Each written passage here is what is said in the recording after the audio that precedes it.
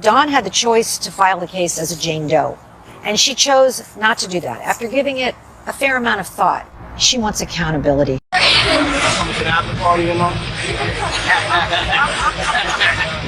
Yeah! You're doing so good. I just want to say, The resurfaced clip of Sean Diddy Combs inviting a young actress to one of his infamous after-parties has sent shockwaves through the public, especially as more allegations about his private gatherings continue to emerge.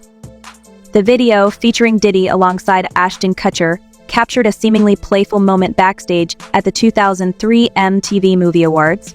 But with the benefit of hindsight and the grim revelations that have surfaced in the years since, this lighthearted exchange now feels like a sinister breadcrumb leading to a much darker story.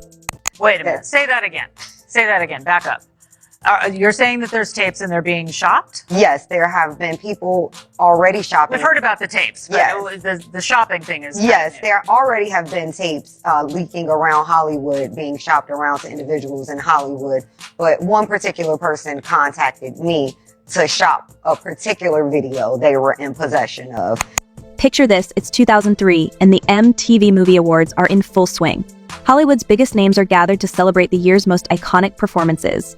Among them is a young rising star, Daveigh Chase, riding high on the success of her breakout role as the eerie Samara in the horror film The Ring.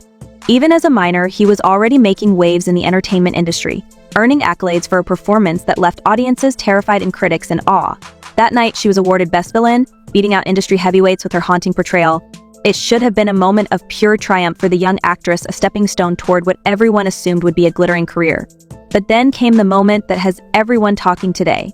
As Diddy and Ashton Kutcher presented Daveigh with her award, the backstage camaraderie took an unsettling turn. Diddy, drink in hand, leaned in and asked if she was coming to the after-party tonight. A simple question on the surface, but the context makes it deeply troubling.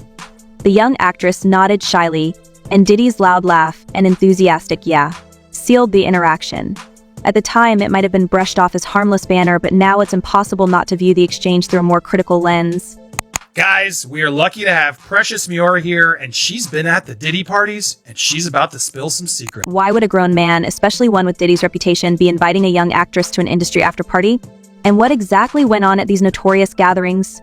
The whispers surrounding Diddy's private events have been circulating for years, painting a picture of excess, secrecy, and behavior that many would describe as highly inappropriate. These weren't just casual parties, they were carefully controlled environments where only insiders were welcome. And what happened behind closed doors rarely, if ever, made it to the public eye.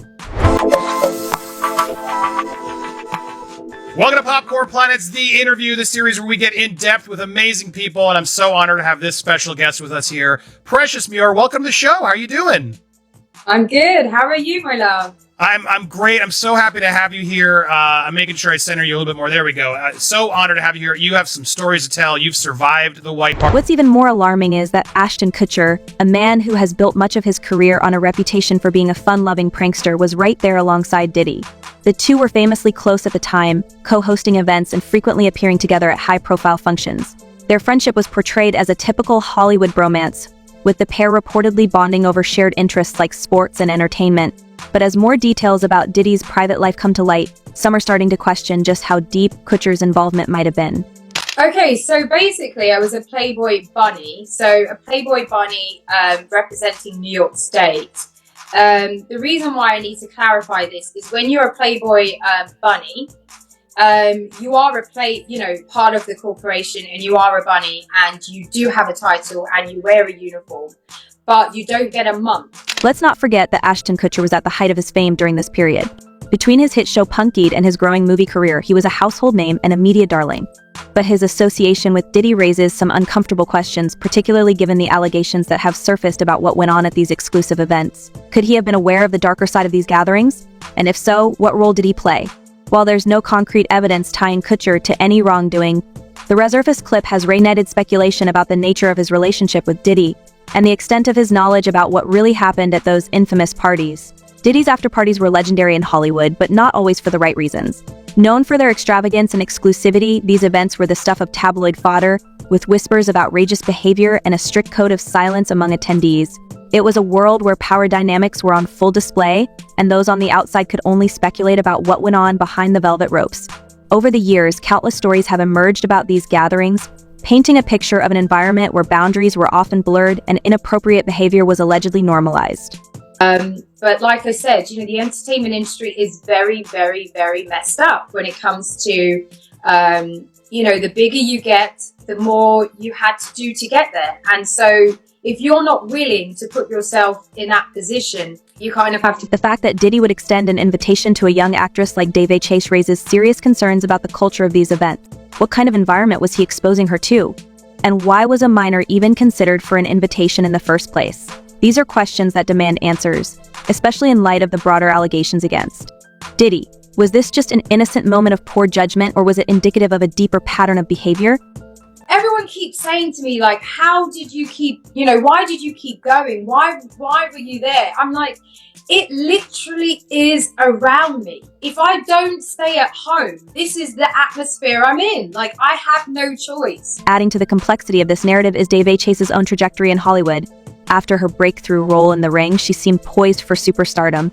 She had proven herself as a talented actress capable of holding her own alongside industry veterans, and the future seemed bright. Yet in the years that followed, her career took a quieter turn.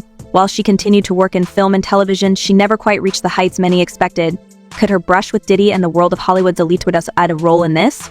It's impossible to say for sure, but the Resurface clip has sparked a renewed interest in her story, and the challenges she may have faced as a young actress navigating an industry rife with power imbalances and exploitation. Of course, Diddy's defenders might argue that the clip is being taken out of context, that it was nothing more than a lighthearted joke.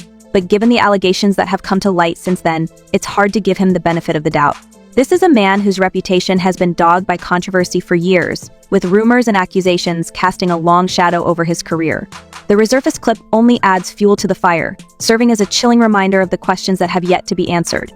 If you say the wrong thing, or you complain, or I don't know, there's an element where you just, I guess manipulated in a way to make you feel like, oh, you have to please everyone around you. You can't say anything wrong. You don't want to say a bad thing, or when they're constantly asking, would you like to do, and you're like, well, I don't do, and they're like, well, why don't you do? And then there's Ashton Kutcher. His silence on the matter speaks volumes, especially given his history of being outspoken on issues of justice and accountability. As someone who has built a secondary career as an advocate for social causes, one might expect him to address the Resurface clip and the broader allegations against his former friend. Yet, so far there's been no comment from Kutcher, leaving many to wonder what, if anything, he has to hide. I don't know the consequences of what that could have been.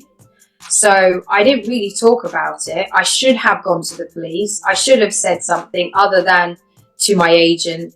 I'm just thankful that there was somebody there. There was somebody at that party who helped me, because I could have ended up in a really bad situation. The connection between Diddy and Kutcher is just one thread in a much larger web of intrigue and suspicion. Their friendship, once celebrated as a fun and harmless bromance, now feels tainted by the allegations surrounding Diddy's behavior. And while Kutcher has not been accused of any wrongdoing, the Resurface clip has to shadow over his legacy, raising uncomfortable questions about his role in Hollywood's culture of complicity. What's clear is that this story is far from over. The Resurface clip is just the tip of the iceberg, a small glimpse into a much larger narrative that continues to unfold.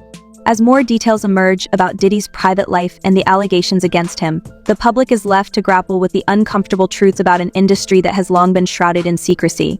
And while the focus for now remains on Diddy, the implications for those around him, those who attended his parties, who stood by him, who laughed along with him, are impossible to ignore. There is so many people involved in this situation that works the machine here, that, Diddy's obviously the head of the whole situation, the king of parties, but there is multiple other people involved that are helping along the situation, or participating in. This brings us to an even more troubling connection: the parallels between the story of Daveigh Chase and that of another Hollywood starlet, Brittany Murphy. Like Chase, Murphy was a rising talent whose life took a tragic and mysterious turn. And like Chase, she had ties to people and places that raised serious questions about the dark underbelly of Hollywood. As we delve into the story of Brittany Murphy, the lines between coincidence and conspiracy begin to blur, painting a picture of an industry where innocence is often the first casualty. The story of Diddy's infamous after-parties and their unsettling connections doesn't just stop with Daveigh Chase.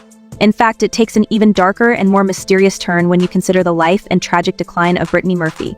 Her story is one that has haunted Hollywood for years, but now with everything coming to light about Diddy and his inner circle, people are starting to wonder if there's more to her untimely passing than anyone initially thought.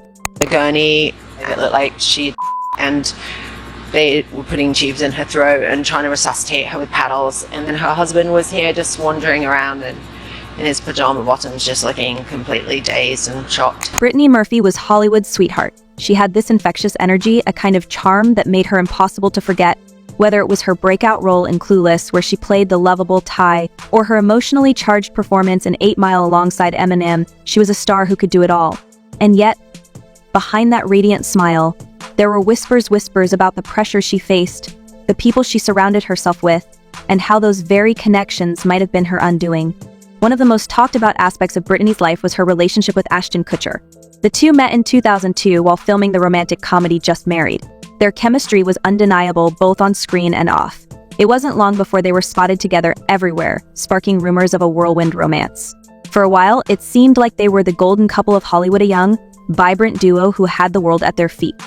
But then, just as suddenly as it began, it was over. By early 2003, they had gone their separate ways, and Ashton quickly moved on to his highly publicized relationship with Demi Moore. Brittany was looking towards the future. She wanted to get her career back on track, and she was also looking to have a baby. At the time, many assumed that the breakup was just another case of two Hollywood stars growing apart.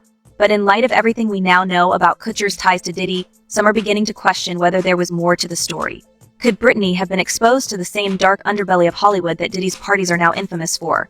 And could Ashton's proximity to that world have played a role in their split, or worse, in the struggles Brittany faced in the years that followed? The fact that Brittany Murphy so young and with people in the house who were supposed to be looking out for her, it really got people wondering, how could this have happened? And people just were never satisfied with any of the answers that came out officially, because it made no sense. What's particularly chilling is the timing of everything. Around the same time that Brittany and Ashton were breaking up, Diddy's name was already being whispered in connection to his extravagant gatherings. These weren't your typical Hollywood parties. According to various accounts, they were meticulously planned events, complete with a guest list that included some of the biggest names in the industry. But what really set them apart was the atmosphere, one of secrecy, control, and, if the allegations are to be believed, exploitation. The rules were simple. What happened at the party stayed at the party, and anyone who broke that unspoken rule risked being blacklisted or worse. Brittany was no stranger to the darker sides of Hollywood. By the mid-2000s, her career had started to shift. While she was still landing roles, there were rumors about her being difficult to work with, about her health, and about the people she was associating with. Of course, in an industry as cutthroat as Hollywood, gossip like this isn't uncommon. But in Brittany's case, it seemed to follow her everywhere, casting a shadow over her once bright career. 5 months after Brittany Murphy, Simon became ill, and he was experiencing the same symptoms as Brittany Murphy. And one name that often came up in discussions about Brittany's downfall was Simon Monjack, the man she would eventually marry. Monjack was an enigmatic figure, a British screenwriter with a dubious reputation. By the time he and Brittany got together, he was already facing allegations of fraud and manipulation. Many of Brittany's friends reportedly warned her about him, claiming he was controlling and that he isolated her from her loved ones. But Brittany, ever the romantic, seemed to believe in him, even as her life became increasingly chaotic. I've never seen a case where a young wife and 5 months later, a youngish husband, basically from the same underlying factors. What's interesting and deeply unsettling is the connection some have drawn between Monjack and the larger Hollywood ecosystem that Diddy was a part of. While there's no definitive proof linking Monjack to Diddy or his parties, there's a growing belief that Brittany's involvement with Monjack might have made her more vulnerable to the pressures and dangers of the industry. After all, Monjack was known for his lavish tastes and his ability to charm his way into high-profile circles. Could he have been another pawn in the larger game being played behind the scenes? And could Brittany, in her love and trust for him, have gotten caught up in something far bigger than herself? Then there's the matter of Kim Porter, another name that has become almost synonymous with the controversies surrounding Diddy. Kim, who was one of Diddy's longtime partners and the mother of 3 of his children, tragically passed away in 2018. At the time, her passing was ruled as natural causes, but in recent years, questions have begun to surface. Al Bisher, Kim's former partner and the father of her eldest son, has publicly called for an investigation into her passing, claiming that there's more to the story than what's been reported. had clients describe MDC as hell, as the worst conditions they've been in. What makes Kim's story particularly relevant to Britney's is the eerie similarities between the two women's lives. Both were vibrant, talented, and deeply connected to powerful men in Hollywood. Both faced immense pressure to conform to the industry standards, and both were surrounded by people who, in hindsight, might not have had their best interests at heart.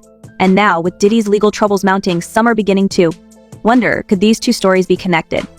Could Britney, like Kim, have known too much about the inner workings of Hollywood's elite? If the government is going to mandate that they are responsible for your well-being, they have to ensure the safety of your well-being. One theory that has gained traction is that Britney might have stumbled upon something she wasn't supposed to know. Whether it was through her relationship with Ashton, her time in the industry, or even her marriage to Monjack, it's possible that she saw a side of Hollywood that most people only hear about in whispers. And if that's the case, it raises the question, what happens when someone tries to speak out? It's worth noting that Britney was reportedly working on a tell-all memoir in the years before her passing. While the details of what she planned to include in the book remain unclear, some believe that it might have contained explosive revelations about her life and the people she encountered in Hollywood. Could this have made her a target? And could her reluctance to stay silent have put her in danger? And Stacey, you say today's indictment reads like a mob indictment. What was most shocking to you of all these allegations? Yeah, the fact even more chilling is the idea that Britney might have been silenced in a way that ensured no one would ever know the full truth. It's a theory that's been floated by several people close to her, including her father, who has long maintained that there was foul play involved in her passing. While these claims remain unproven, they add yet another layer of intrigue to an already complicated story. As we dig deeper into Britney's life and her connections to Diddy's world, it becomes clear that this isn't just a story about one woman's tragic downfall. It's a story about power, control, and the lengths some people will go to in order to protect their secrets. It's about the dark side of an industry that thrives on image and illusion, where the truth is often buried beneath layers of deception. There are some problems that the defense has brought up originally, but it seems like, just from reading this 14-page indictment, that there's enough physical evidence to perhaps get a conviction in this case. We shall see. And then there's Ashton Kutcher, whose role in all of this remains a mystery. While he has not been directly implicated in any wrongdoing, his long-standing friendship with Diddy has raised eyebrows. Could he have been aware of the allegations surrounding Diddy's parties? And if so, why has he remained silent? These are questions that many are now asking, and the answers could have far-reaching implications not just for Ashton, but for Hollywood as a whole. As we continue to piece together the puzzle, one thing is clear: the story of Britney Murphy, like that of Daveigh Chase and Kim Porter, is a reminder of the incredible pressures and dangers that come with fame. It's a cautionary tale about the cost of ambition and the sacrifices people are often forced to make in pursuit of their dreams. And it's a stark reminder that even in the glittering world of Hollywood, not everything is as it seems. Basically what that means is the money that they're saying Diddy has to start paying this guy on October 1st, right. Diddy's team is like, hold on, we need an emergency conversation about why this should not have been granted. Mm-hmm. And they awarded him a TRO, which basically meant that Diddy's team was not allowed to sell any property in that state or anything related to what could be used to pay the plaintiff. The connections between these stories are complex, and the truth might never fully come to light. But as more people come forward and more pieces of the puzzle are revealed, one thing is certain: the world is finally starting to see the cracks in Hollywood's facade. And for the first time, the people who have been silenced for so long are beginning to find their voices. What they reveal could change everything. So what do you think? Could Ashton Kutcher have known more about Diddy's parties than he's letting on?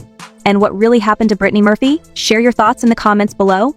And don't forget to like, share, and subscribe for more revealing insights into the world of celebrity gossip. Until next time, stay curious.